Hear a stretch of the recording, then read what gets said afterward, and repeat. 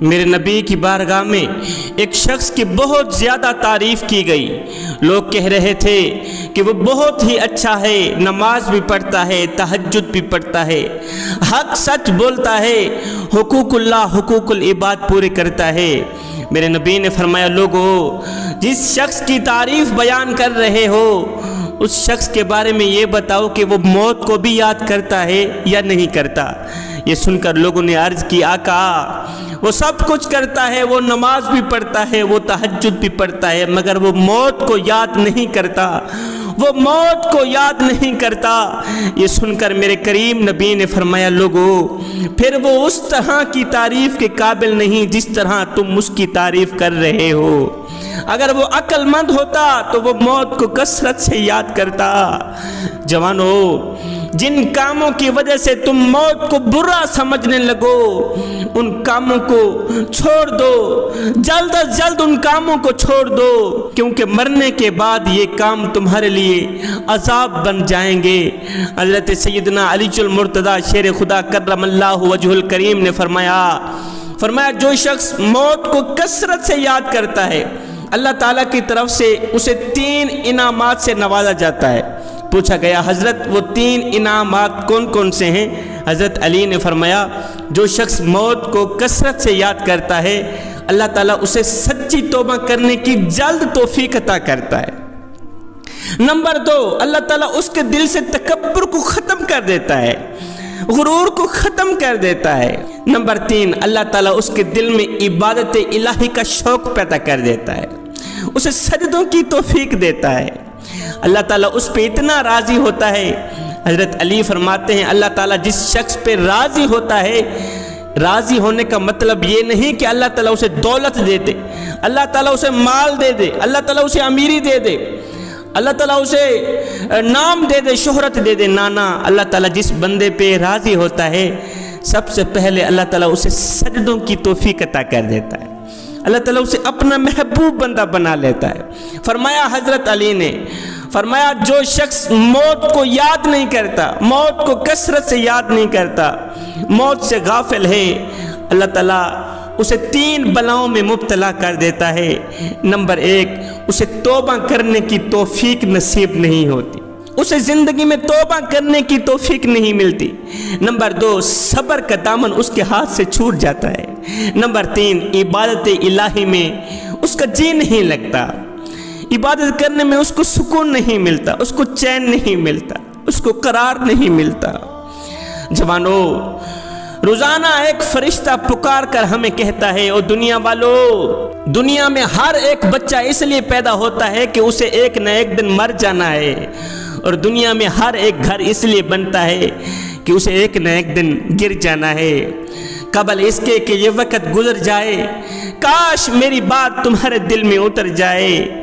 جوانو، تم نے شداد کی وہ کہانی نہیں سنی؟ او دنیا کو اپنے سب کچھ سمجھنے والے، تو نے شداد کی وہ دردناک کہانی نہیں سنی؟ شداد کی زندگی نہیں پڑھی؟ شداد نے دمشق میں اپنے ہاتھوں سے جنت بنوائی تھی، کافر شداد نے اپنے ہاتھوں سے جنت بنائی تھی۔ ملک کی جتنی بھی حسین و جمیل لڑکیاں تھیں ساری کی ساری جمع کی، اس جنت میں چھوڑ دیں، اس سوچ کی بنیاد پر کہ یہ جنت کی حورین ہیں، یہ جنت کی حور و غلمان ہیں۔ آئے مکمل 10 سال تک یہ کافر شداد اس ارادے میں رہا، اس تمنا میں رہا، اس خواہش میں رہا کہ کب میں اپنی ان آنکھوں سے جنت کو دیکھوں گا۔ آئے جب خواہش و تمنا نے جوش مارا تو کافر شداد نے کیا کیا؟ اپنے ساتھ 200 غلاموں کو لے کر جنت کی طرف جا رہا ہے۔ میں اپنے ہاتھ سے بنائی گئی جنت کو آج دیکھوں گا ان آنکھوں سے۔ 10 سال سے ارادہ کرتا رہا، تمنا اور خواہش کرتا رہا کہ کب ان آنکھوں سے اپنے ہاتھ سے بنائی گئی جنت کو دیکھوں گا۔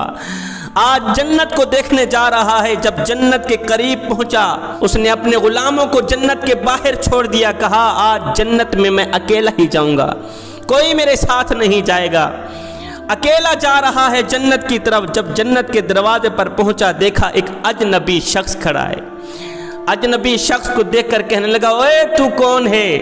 کہا چپ کر، تو مجھے نہیں جانتا، میں وہ ہوں جس کا نام لیتے ہی انسان کا بدن کانپنے لگ جاتا ہے، इंसान के चेहरे पर परेशानियों और मुसीबतों के आसार नमूदार होने लग जाते हैं। मैं जिस घर में डेरा डाल दूं तो माँओं की गोद खाली होने लग जाती है, बहनों का सुहाग छिन जाता है, बेटियों का फ्यूचर बज़ाहिर तारीक नजर आने लग जाता है।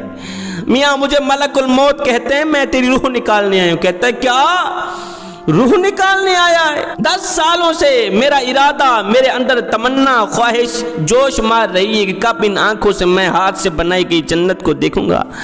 अब जब जन्नत देखने के बाद यही तो मुझे मारने आ गया है, मैं नहीं मरूंगा।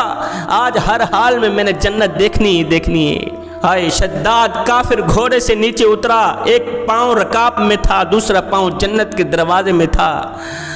हजरत मलकुल मौत ने उस काफिर की रूह निकाल ली। हजरत मलकुल मौत ने फरमाया ये तो दुनिया की जन्नत है ना, हाँ तू दुनिया में जहन्नम बनाता तो हो सकता था जहन्नम का नज़ारा तुझे कराया जाता। ये तो दुनिया की जन्नत है, ओए आखिरत की असली जन्नत तो जहाँ रह गई। तू तो दुनिया की झूठी जन्नत में भी जाने के काबिल नहीं है, तू तो दुनिया की झूठी जन्नत में भी जाने के लायक नहीं है। हाय इंसान कमज़ोर पैदा होता है मगर ताकतवर होते ही खुद को खुदा समझने लग जाता है। हाँ कमज़ोर पैदा होता है मगर 4 दिन की मोहलत पाकर हजरत इंसान अपनी औकात भूल जाता है। जब इंसान अपनी औकात भूल जाता है फिर उसे इतना पता भी नहीं रहता कि मिट्टी का खिलौना जीते जी तो बहुत शोर मचाता है लेकिन जब मरता है तो मर ही जाता है। ऐ हजरत इंसान तेरे गुरूर की औकात तो बस इतनी सी है, तेरे अंदर छुपे तकब्बुर की औकात तो बस इतनी सी है कि जब तू दुनिया में आया था तो लोगों ने ही तेरे नंगे वजूद को ढांपा था और जब तू दुनिया से गया था मरा था तो लोगों ने ही तेरे नंगे वजूद को ढांप कर तुझे रुखसत किया था। तू गुरूर किस बात का करता है? ना जिस्म तेरा ना जान तेरी ए तरका रब रहमान दाए, उन हुक्म बगैर तो बेबस है ए फैसला पर कुरान दाए। और मेरे जिस्म ते मेरी मर्जी है ए वहम गुमान इंसान दाए, और तेरी रूह शाकिर मालिक दी तेरा ढांचा कब्रिस्तान दाए। एक बुजुर्ग था, अल्लाह वाला था, कहीं जा रहा था, उसका गुजर एक कब्रिस्तान से हुआ। उसने सोचा क्यों ना रुक कर फातिहा पढ़ लूँ। उसने रुक कर फातिहा पढ़ी। फातिहा पढ़ने के बाद उसने बुलंद आवाज़ से कहा, और मरने वालों और कब्रिस्तान वालों कितने खुश नसीब हो तुम लोग, कितने खुश किस्मत लोग हो तुम कि बड़े मज़े की नींद सो रहे, बड़े सुकून की नींद सो रहे। गैब से आवाज़ आई, ओ बुजुर्ग मियाँ और मज़े की नींद हम नहीं सो रहे, मज़े की नींद तो आप सो रहे हैं, हम तो यहाँ सोने की सज़ा भुगत रहे हैं। जवानों ये ज़िंदगी के लम्हे मेरे और आपके लिए गनीमत हैं। इन्हीं लम्हों में कुछ कर लो, इन्हीं लम्हों में कुछ इकट्ठा कर लो, इन्हीं लम्हों में खुदा की याद और मोहब्बत के दिए अपने दिल में जला लो। मालूम नहीं फिर फुर्सत मिले ना मिले, मालूम नहीं फिर ये ज़िंदगी के लम्हे मिले ना मिले।